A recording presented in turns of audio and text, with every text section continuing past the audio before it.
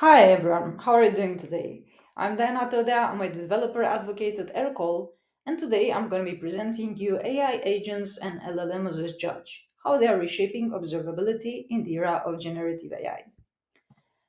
Very briefly about myself, I'm a developer advocate and site reliability engineer. I'm passionate about observability, machine learning, and open source projects. I'm an active OpenTelemetry contributor, and I support women in tech. Today's agenda consists of walking you through some basic concepts, deep diving into generative AI architecture, making sure that we understand the differences between AI agents and AI assistants, how LLMs as judge are reshaping observability platforms, and what's next for us. Well, we live in a context of MLOps at the moment, right? So a lot of operations happening with the help of machine learning.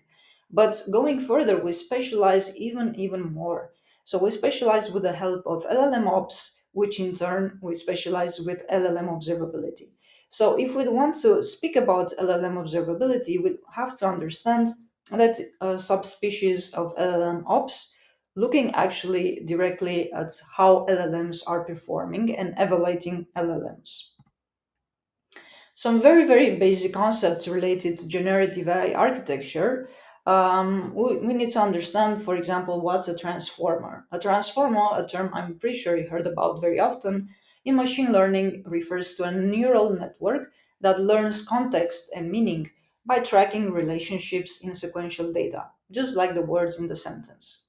They benefit from attention mechanisms, which allow a neural network to selectively weigh the importance of different input features so that the model can focus on the most relevant parts of the input for a given task. The vector embedding representations are suitable for common machine learning tasks like clustering, recommendation, and classification. Also, we are using vector databases for storing, updating, retrieving. So we refer to retrieving set of vectors that are most similar to a query in the form of a vector that is embedded in the same latent space. And the actual search retrieval procedure we are performing is called approximate nearest neighbor search. Wow, a lot of terms, right? So let's see how they act in reality. So we're looking at this generative AI architecture and the retrieval augmented generation process. We can see even more how this anatomy looks like.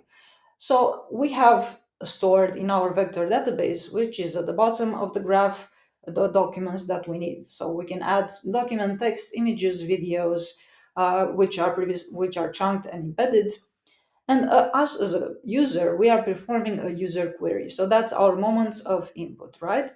And that input basically goes into a query embedding and performs a semantic search. That search looks into the vector database. And once the data and the information is pulled, is retrieved from the vector database, will lead to prompt construction. The prompt construction then will generate LLM and will provide us the augmented response. That's the end of it, that's the output. So the user gets exactly this augmented response. It's very important to understand how this works, even though you seem like there are lots of pieces, in reality looks pretty easy. Let's take another example. So I'm pretty sure you already use chatbots or AI assistants. So imagine you're using right now an AI assistant, you have a vector database, and inside you inputted all your observability data, logs, metrics, traces, synthetic monitoring data, SLOs, application performance monitoring data, right? So you're trying to ask the AI assistant what happened, for example, with an incident. In that case, what happens, the AI assistant will work its magic with the help of generative AI and transformers architecture. Why am I saying that? Because the transformer architecture, or the transformers actually, they are working with a self attention mechanism to grasp the perfect information for you in a given context. With the help of generative AI, you get the augmented response. So it's not just verbatim information that you get from the vector database, it's actually an augmented information. So it can either be in the form of a graph, in the form of an image, in the form of a response that is explaining to you what happened for that specific context. Okay, great. I like the idea of AI assistants. What about AI agents? How are they different? Well, actually, there are a lot of differences. So our AI assistants, they might look a bit like, they can perform a lot of tasks, but actually they aren't so well equipped. So if we take a look a bit, they have no memory, they have short-term objectives, and they use natural language processing. Moreover, they depend constantly of the human feedback. So us as a user, when we interact with a chatbot, we are asking, can you perform this? Can you provide this information? Always pending for our input. Whereas the AI agents are smarter in a way. They do have memory. They do use tools. They can perform other actions, and they communicate with other agents, with other AI agents. They also communicate with users. They have long-term goals, and they're planning and reasoning. So, with this idea in mind, we can understand that AI agents go a bit further than AI assistants. They are capable of reasoning, they are capable of learning and reflection. They do have that memory that is very, very important for us when we interact with them. They do remember what we asked previously, what information was provided. So, in that case, they can plan and have objectives, long term objectives. Looking a bit more into how AI agents are built, we can say that we are building them in the SPAR framework. So, what is SPAR framework? Is the one that goes through sense, plan, act, and reflect. So we have different levels of AI agents, going from most basic ones to very like the level 5, which are fully autonomous agents. Those are agents with higher capabilities, and they benefit the usage of tools. So you can have tools identity, input parameters, output specifications, operational constraints, and error handling.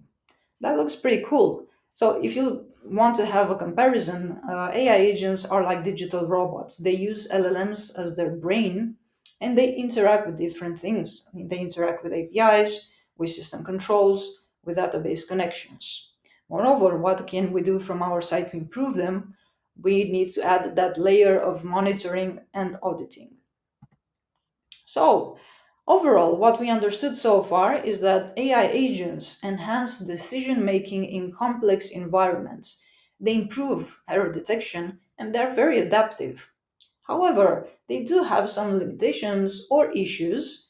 Their reasoning can lead to error multiplying through a network effect. So imagine one error happening, and that could lead to a cascading effect.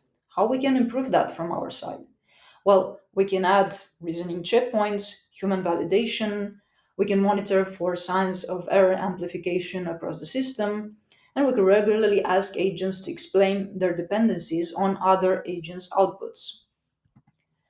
And we can perform all this monitoring through observability, through LLM observability. So we can see here from this board is that there are increasingly more vendors right now going on the market with LLM observability platforms, which is really, really great for us.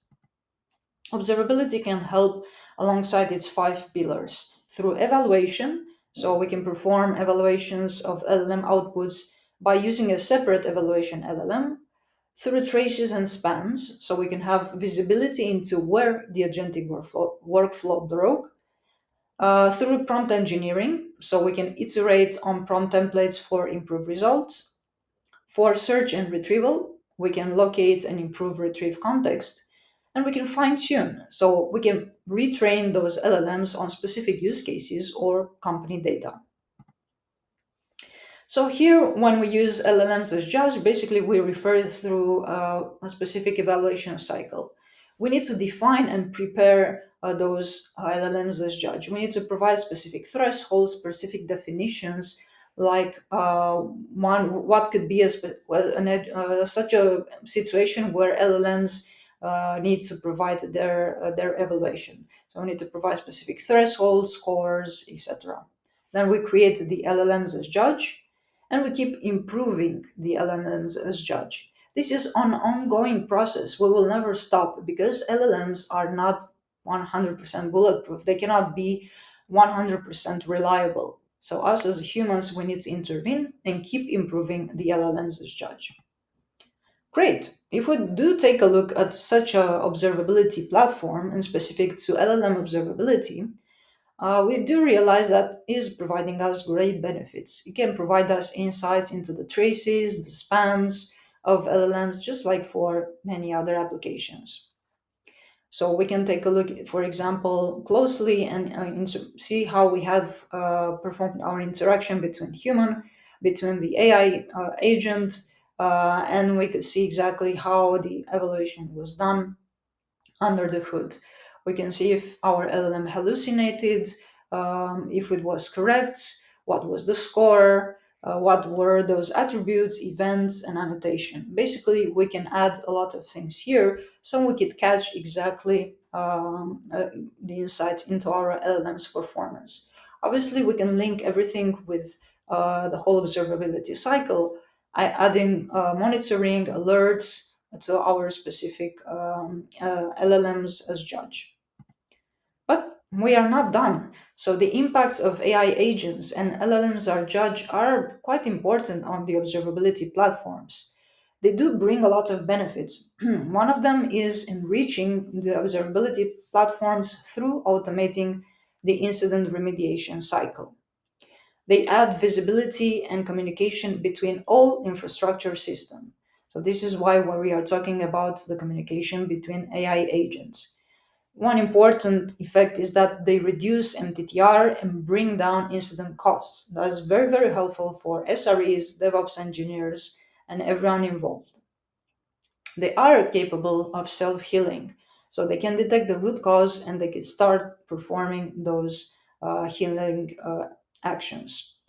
And they integrate as well with AI agent workflows by adding, IDs direct input into the observability platform. So imagine you're an engineer, you receive an incident, and then the AI agent is telling you that something happened in production. You can open your preferred IDE directly in the observability platform and correct the code or add a different code that will basically solve the incident. That's actually really, really great.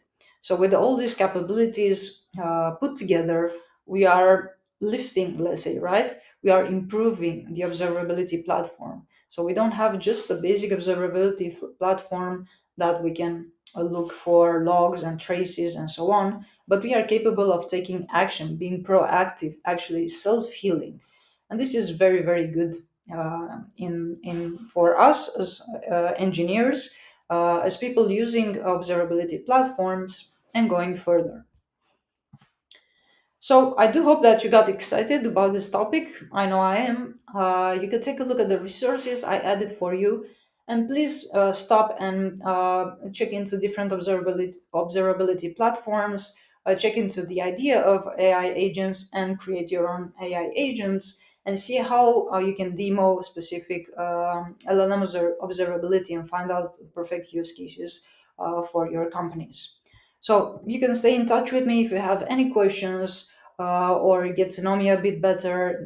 That's fine. I hope you really liked it. And you're having a great day at PlatformCon 2025. Bye bye.